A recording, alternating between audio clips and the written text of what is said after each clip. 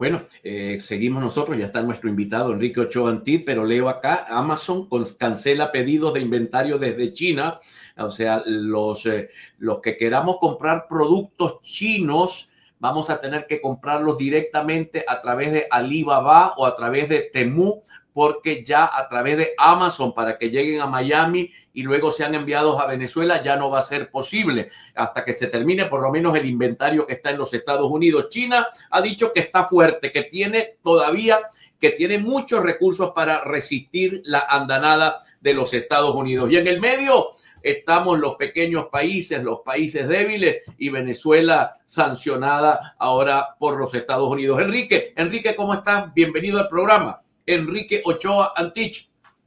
Carlos, un gusto estar en tu programa. Mira, aquí tengo el Guernica de Picasso aquí atrás, en el salón de la casa de la mamá de mis hijos.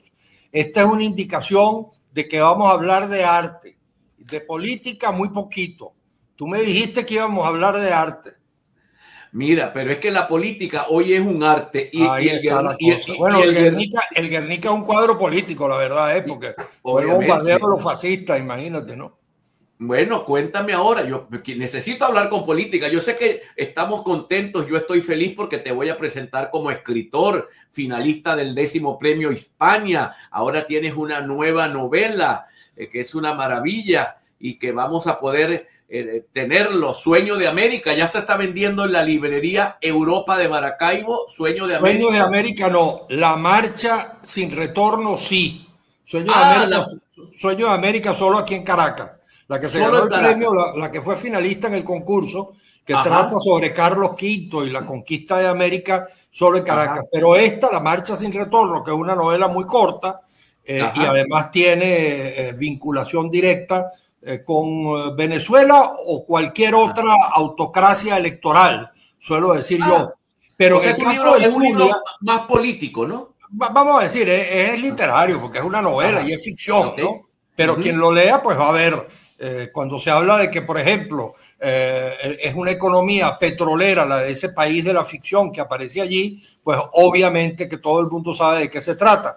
Curiosamente, me gustaría destacar, ya que estamos hablando aquí con mis amigos de la tierra del sol amada, del Zulia, que justamente uno de los personajes de la novela, que tiene el nombre de un personaje real, porque yo lo conocí cuando era diputado suplente hace muchísimos años en una huelga obrera que ellos hicieron, un dirigente sindical que se llama Marcelino Alcalá.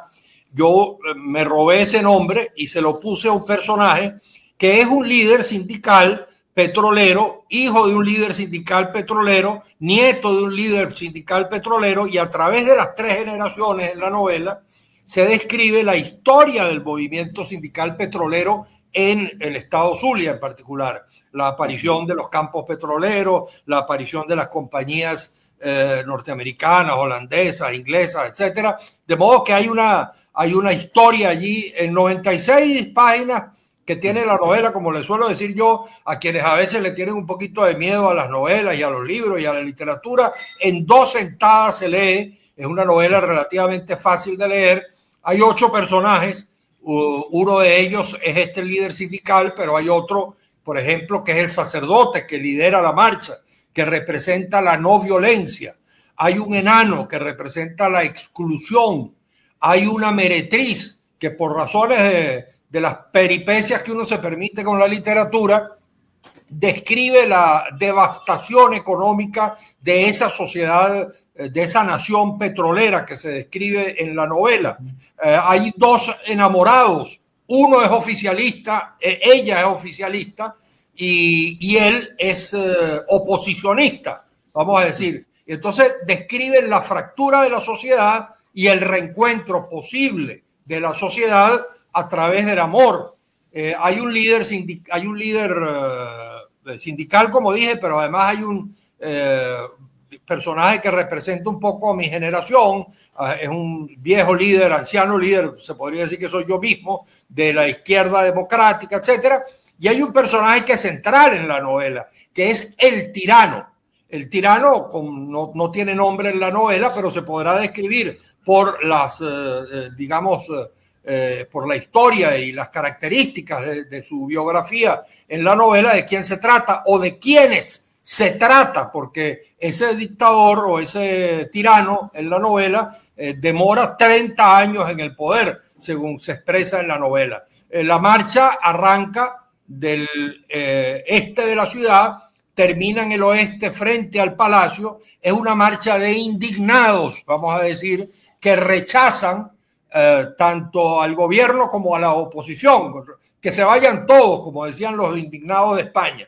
Y en el transcurso de la marcha, estos 8 personajes cuentan la historia de sus vidas y a través de este rompecabezas que cada uno de ellos va armando, se logra ver 100 años de historia de Venezuela, como digo, porque incluso hay un momento en el cual se habla del benemérito, imagínate tú. Así que no sé realmente cómo lo hice, pero en 96 páginas, incluso para los jóvenes. A mí me gustaría mucho que los jóvenes políticos, los jóvenes escritores puedan, ojalá que se interesen en la novela, porque allí creo que van a ver algo que deben conocer, que es cómo se produjo todo este proceso desde el nacimiento del petróleo, pasando por la democracia y terminando en la Venezuela que tenemos hoy. Bueno, te estoy escuchando y estoy pensando en Gallegos, que con doña Bárbara él intentó reflejar la realidad venezolana. Noto que tú intentas también reflejar esta realidad venezolana que es tan compleja, porque estamos en un país, yo no sé cuál era aquello que decía García Márquez. Yo no sé si estamos en el laberinto o dónde estamos los venezolanos. Estamos en Macondo, con el perdón y con las disculpas por el Gabo. Yo en el bautizo que hicimos aquí, que por cierto habló el rector de la UCB y habló Víctor Rago y habló Mercedes Malavé, palabras muy bellas, habló Kiko también, me presentó a mí como viejo amigo que soy de él, en la librería El Buscón, en el Trasnocho, en Caracas, cuando hicimos la presentación con un auditorio, por cierto, bastante numeroso. Yo en mis palabras dije, con disculpas al Gabo, a veces siento que nosotros estamos viviendo una especie de Macondo. Vargas Llosa, en el libro que hizo de estudio de la obra de García Márquez, dice que en 100 años de soledad, el truco de 100 años de soledad, que es lo que le intriga al lector, es cómo lo imaginario parece real y lo real parece imaginario.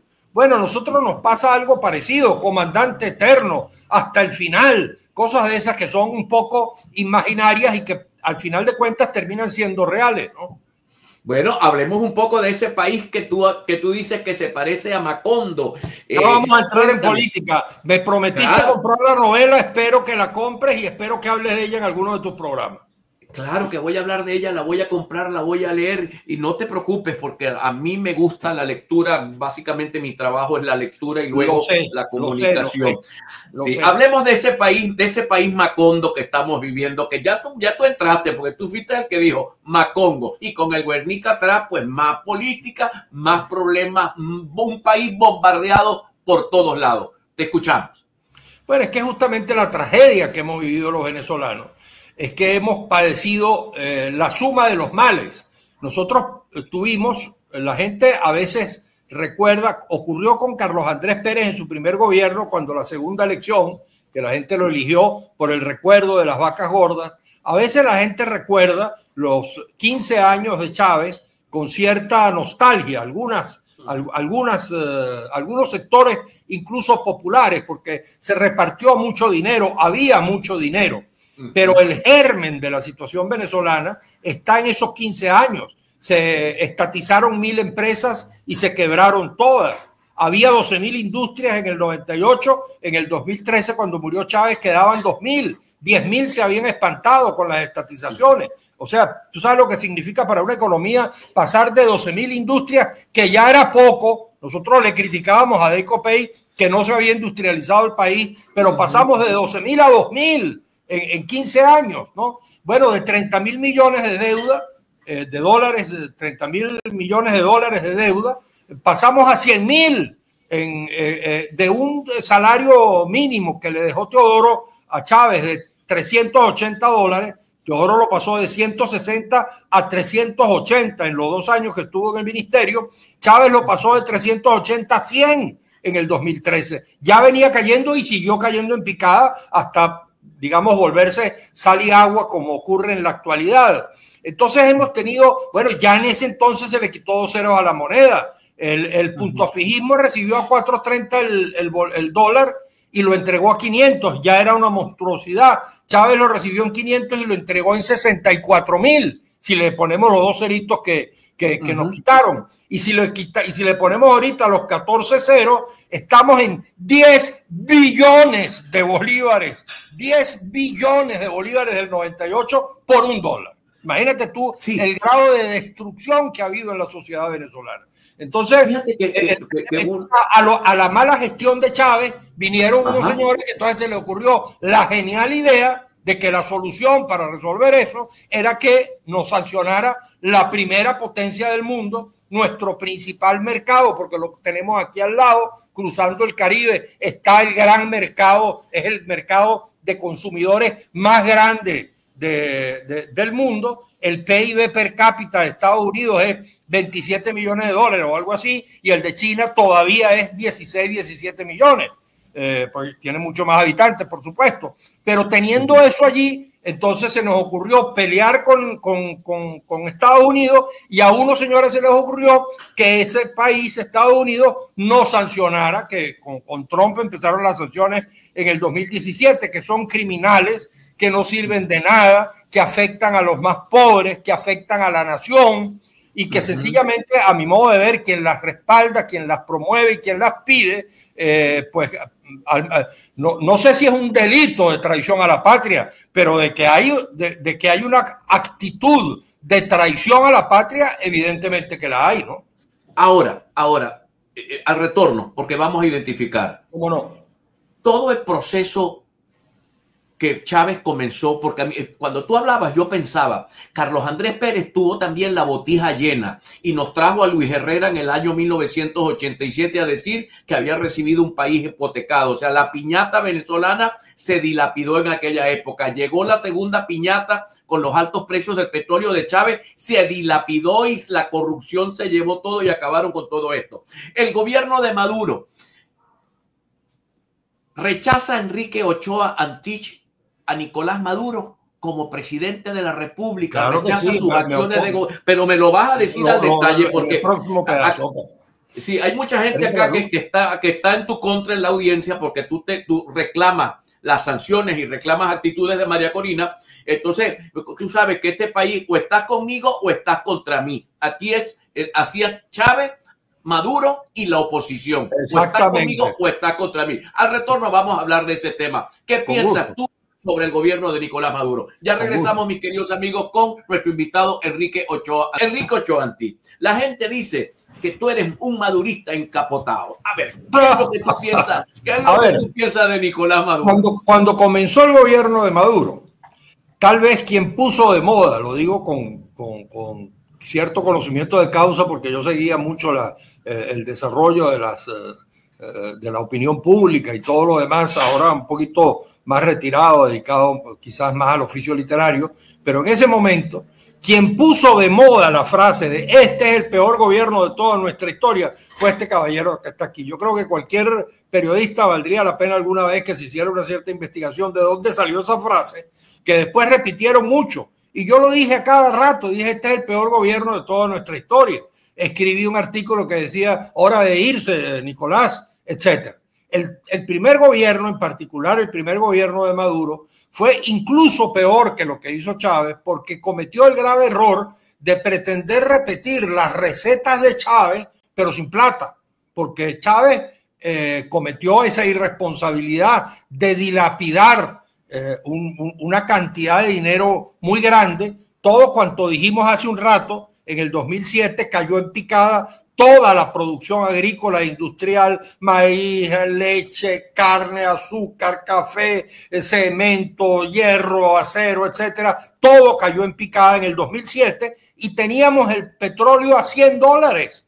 Y además hubo desde el 2003 al 2013 un momento de paz en Venezuela. No hubo golpe de Estado, no hubo paro petrolero, nada de eso. Del 2003 al 2013 hubo un periodo, una década de paz, y sin embargo lo que se le entregó al Maduro 1, y Maduro 1 lo que hizo fue profundizar esa situación. Fue una bomba de tiempo hiperinflacionaria que estalló inmediatamente, y el primer gobierno de Maduro no supo responder. Ese fue el peor gobierno de toda nuestra historia. Ahora, es indiscutible históricamente que a partir del 2018 se empezaron a anunciar por parte del gobierno algunos cambios en la política económica. Se habló de la apertura, cosa que además la oposición había estado reclamando. Había liberar el cambio, liberar el precio de la gasolina, liberar los precios, el control de precios, acabar con los controles de precios, etcétera. Y eso empezó a producir un cierto cambio en la economía, y entonces vinieron las sanciones. Allí es donde hay una corresponsabilidad, y al gobierno la única respuesta que ha tenido frente a esta situación de oposición radical por parte de un sector de la oposición, un sector extremista de la oposición, es incentivar la confrontación. Entonces tenemos a dos extremos, a dos sectores que no entienden que la única manera de poder resolver los problemas del país es si, como venezolanos, como hijos de la misma patria que somos, nos sentamos en una mesa, cada uno con sus intereses, cada uno con su visión, y hay concesiones de lado y lado para que haya una solución ganar-ganar. El gobierno ahora es un gobierno represivo. Yo lo defino como una autocracia con prácticas dictatorialistas. Yo rechazo la forma como gobierna Maduro. Ahora, al mismo tiempo, considero que a veces se coloca al gobierno en una situación en la cual no pueden actuar sino de esa manera. Cuando la candidata de la oposición arranca la campaña diciendo: Maduro, ven para acá, yo lo que quiero verte es preso, y tú dices que ese señor es un dictador, pues no puedes esperar que lo que vaya a venir de allá para acá sea un reconocimiento, tú sabes, civilizado. Si tú tienes eso, tienes la recompensa, tienes un juicio en la Corte Penal Internacional, caramba. Entonces nos estamos jugando al país en una confrontación absolutamente estéril, que no le sirve a nadie, ni al gobierno, ni a la oposición, ni a la inmensa mayoría de los venezolanos que estamos en el medio de este conflicto. Bueno, mira, estoy obligado a preguntarte, y ya voy a leer todas las preguntas que tienes porque son muchas y muy buenas. El señor Trump acaba de aumentar los aranceles a China a 125, pero acaba de pausar por 90 días, acaba de escribir en su red social. ¿Qué pasó? Parece que Trump se le pasó la sopa de sal, se puso la cosa peligrosa y acaba de meter un frenazo. ¿Cómo evalúas al presidente de los Estados Unidos, que hoy, para bien o para mal, tiene al planeta revuelto? Como dijo un periodista de Economist en CNN Internacional, yo trato de ver CNN Internacional, trato de ver Russia Today y trato de ver el noticiero español para, entre Rusia, Europa y Estados Unidos, entre las informaciones sesgadas de todos los lados, ver algo más o menos imparcial. CNN además tiene una posición de mucha confrontación con el presidente Trump, de modo de que de ahí se puede sacar muchas informaciones. Y entrevistaron a un economista, no recuerdo su nombre, de la revista, la prestigiosa revista The Economist, y él dijo: no es verdad que estamos en una guerra comercial mundial, estamos en una guerra comercial de Estados Unidos contra el mundo. Ahora, efectivamente, creo que en particular con China, se le está pasando la mano. Ojalá que yo no he leído hasta ahora la noticia que se dice de esta digamos, stop que le dio a las sanciones contra China, si es que lo hubo, quiere decir que la reacción muy recia y muy firme de China los asustó. Estados Unidos necesita las tierras raras de China. China es el propietario, creo que del 80% de las tierras raras de China. El teléfono, ¿cómo que se llama? El iPhone. El iPhone, que es el teléfono que más se vende en los Estados Unidos. Bueno, todo está prácticamente hecho de componentes chinos y fabricado en China. Entonces, es muy difícil para Estados Unidos, con un mercado muy importante, es la primera potencia del mundo, sin lugar a dudas, de 350 millones de personas, etcétera, eso es verdad, pero frente a una potencia cada vez más poderosa como China, pretender hurgarle las barbas a ese gigante que es China. Además, en el mundo no es solamente Estados Unidos, hay otros actores. Lo que está obligando Trump es a que los europeos empiecen a entender con los hindúes con los chinos con los rusos, y empieza a crearse un comercio en el resto del mundo que perfectamente puede sobrevivir. Por supuesto, al final todos los ciudadanos del mundo lo vamos a pagar con una recesión, porque si hay una recesión en Estados Unidos, que sin lugar a dudas todavía sigue siendo la principal economía del mundo, de eso creo que no hay la menor duda, obviamente que al final habrá una recesión en todas las economías del mundo, ¿no? Mira, ahora volvamos al tema venezolano. María Corina acaba de declarar esta mañana en el programa de Carlos Acosta en Miami. Ella ha dicho que la solución a la crisis económica de Venezuela es sencilla, sacando a Maduro del poder. Yo te pregunto, ¿con qué se come eso? Pregunto a Enrique Ochoa.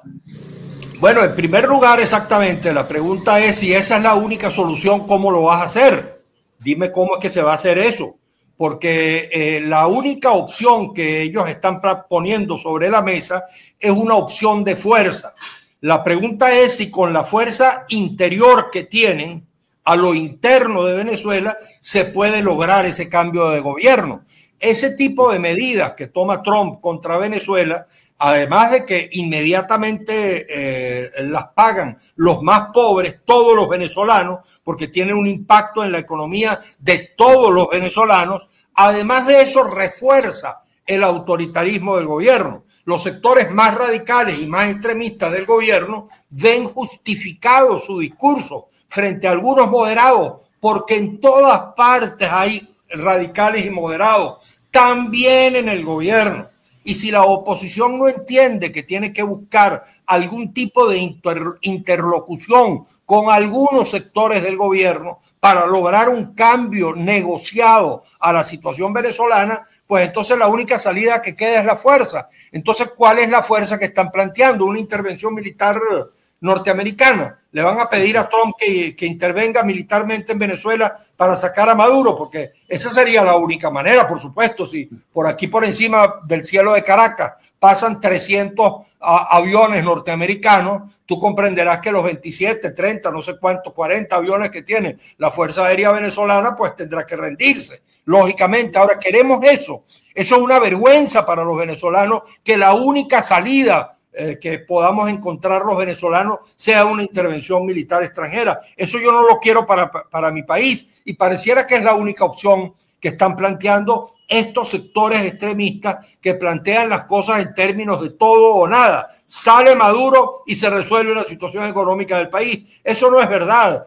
Hay que resolver los problemas económicos del país entre todos los venezolanos. Claro que se requiere un cambio, y el gobierno debería entender que ese mérito que ellos se dan a sí mismos de no nos han tumbado, aquí estamos, somos unos héroes de la revolución, hemos logrado resistir, resistiremos los atropellos de Trump, hemos resistido las intervenciones militares, hemos resistido los golpes de Estado, etcétera.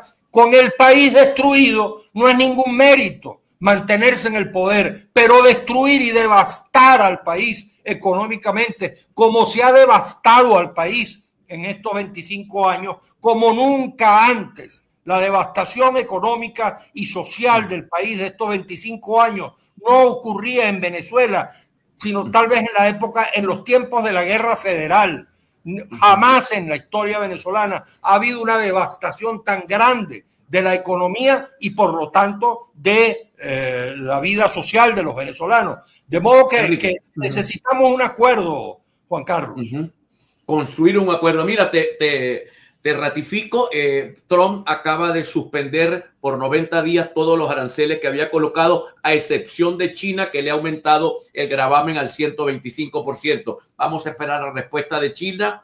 La respuesta, parece que la pelea fue solamente con China, arrugó con el resto del mundo luego que dijo que le estaban besando el trasero. Ahora él mismo ha echado para atrás sus propias medidas, a excepción de China. Por acá me pregunta Juan Mustiola, pregúntale quién ganó las elecciones, pero que te responda que no Guaviné, las elecciones, eso me lo vas a responder al retorno, Enrique. Y la señora Iris Muchacho te pregunta, ¿qué piensa usted de la reforma constitucional propuesta por Maduro? Eso evidentemente nos lleva a hablar de elecciones, porque la reforma, la única manera de impedirla o es con un ejército extranjero o con el ejército venezolano o con el pueblo en los centros de votación votando en contra de la reforma. Al retorno, mis queridos amigos, con Enrique Ochoa Antich. Bueno, mis queridos amigos, continuamos. Enrique, me preguntan acá dónde se consigue el libro en el Táchira. Alguien que nos está viendo por la red. En el Táchira, en la librería Nacho, en el centro comercial El Tamá, en la avenida España o 19 de abril, arriba al lado del Hotel El Tamá, ya todo el mundo sabe dónde queda.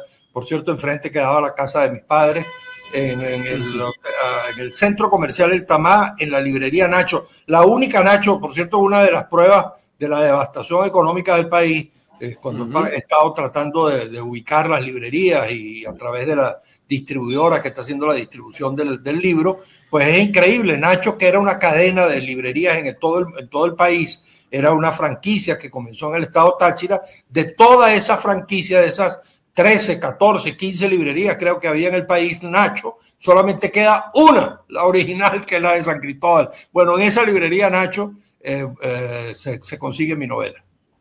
Bueno, la gente pregunta dos cosas. ¿Quién ganó la elección el 28 de julio?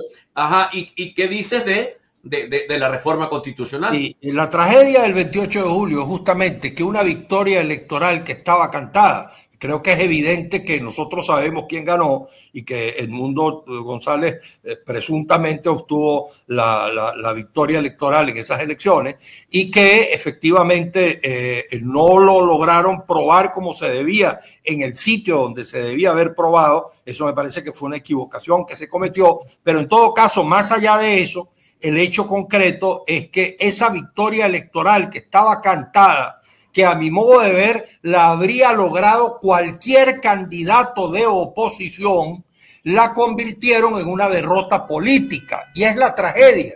Mientras los opositores no nos coloquemos frente al resultado del 28 de julio en la actitud de decir: el resultado del 28 de julio no solo es responsabilidad, el resultado político me refiero, no el resultado electoral, el resultado político de quienes prometieron que iban a ganar e iban a cobrar, porque ellos eran valientes, porque ellos iban a lograr a tener la fuerza, porque ellos iban a movilizar al pueblo, porque ellos iban a lograr el éxito que no habían logrado ni Capriles, ni Guaidó, etcétera. Esos que dijeron eso, bueno, resulta que al final obtuvieron una derrota política, y mientras nosotros no reconozcamos que esa derrota política tiene que ver también con nosotros y no solamente es el resultado de la maldad del gobierno, de los atropellos del gobierno que son evidentes, que fueron evidentes, y si el gobierno no comprende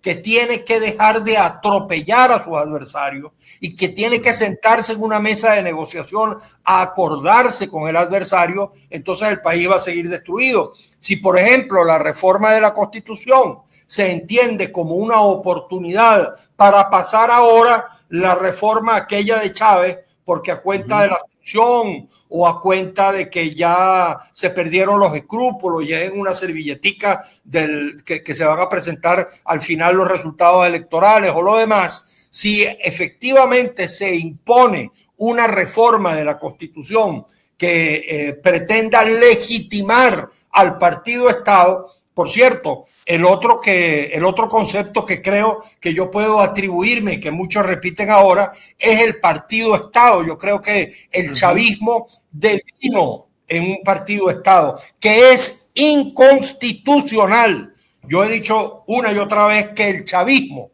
como proyecto político es inconstitucional, porque parte de la premisa del copamiento partidista de todos los poderes, parte de la premisa de la partidización de la Fuerza Armada, parte de la premisa de poner la administración pública al servicio de una parcialidad política, todo lo cual es inconstitucional. Ahora, si lo que pretenden con la reforma, aprovechando ahora que la oposición está dispersa, está derrotada, que hay mucha abstención, etcétera, bueno, entonces, si lo que pretenden es legitimar ese partido Estado, pues no vamos a lograr nada. La reforma de la Constitución habría que esperar a ver cuál es el texto que nos van a presentar. Ojalá que no caigan en esta tentación. Tengo la impresión de que van a caer por lo que han estado anunciando, pero hay que esperarlo responsablemente, hay que esperar el texto para poder emitir una opinión definitiva. Yo esperaría que la oportunidad de la reforma de la Constitución sea una oportunidad para sentarnos juntos y lograr a través de una reforma de las instituciones conseguir la forma de crear un gobierno de unidad nacional. Eso se puede lograr con una reforma de la Constitución, donde el presidente sea de una fuerza, el vicepresidente sea de otra fuerza, donde pueda estar representado el arco político, económico y social de Venezuela. Enrique, una pregunta final. ¿Votar o no votar el 25 de mayo? He ahí el dilema. ¿Qué dice Enrique Ochoa Antich? No votar. Yo le digo a mis amigos que nos estén escuchando, que estén tentados con esa idea, no crean que no votar es no votar. No, señor. No votar es votar por Maduro. Es así de simple. Es un voto que usted le quita a la oposición y por lo tanto es un voto que sube el gobierno. De modo que no votar es rendirse. Yo cuando era activista de los derechos humanos, quizás, no sé si tú estabas muy joven en esa época. Claro. Bueno, pero no sé si recuerdas que las marchas que hacíamos con los pensionados, cuando nosotros protestábamos con los pensionados buscando la homologación de las pensiones al salario mínimo, que en aquel entonces era una gran conquista, ahora convertido el salario mínimo en sal y agua ya no lo es, pero en ese momento uno marchaba y era derrotado, y uno marchaba y nos caían a peinillazos y yo caía preso y no lográbamos el objetivo. Tuvimos que estar 4, 5, muchos años protestando hasta que uno logra el objetivo. Y no porque no se logre el objetivo usted deja de marchar. Entonces, si usted deja de votar, está dejando de luchar. El voto es una lucha. Incluso los que dicen que se logró una gran victoria en el 28 de julio y que por eso es que el gobierno está en dificultades, si es así, con más razón hay que ir a votar. Hay que colocar al gobierno y al régimen autoritario en una posición difícil en cada estado, en cada municipio, en cada circuito electoral para la Asamblea Nacional. De modo que rendirse jamás, votar siempre. Bueno, Enrique, un abrazote para ti. Yo quiero que le envíes, por favor, tengo rato que no sé de Fernando, del general, a quien tanto aprecio y respeto, porque un poco muchos de nosotros sentimos cuando éramos estudiantes de la Universidad del Zulia que le debemos la vida, cuando nos salvó los días del Caracazo. La revista, el libro.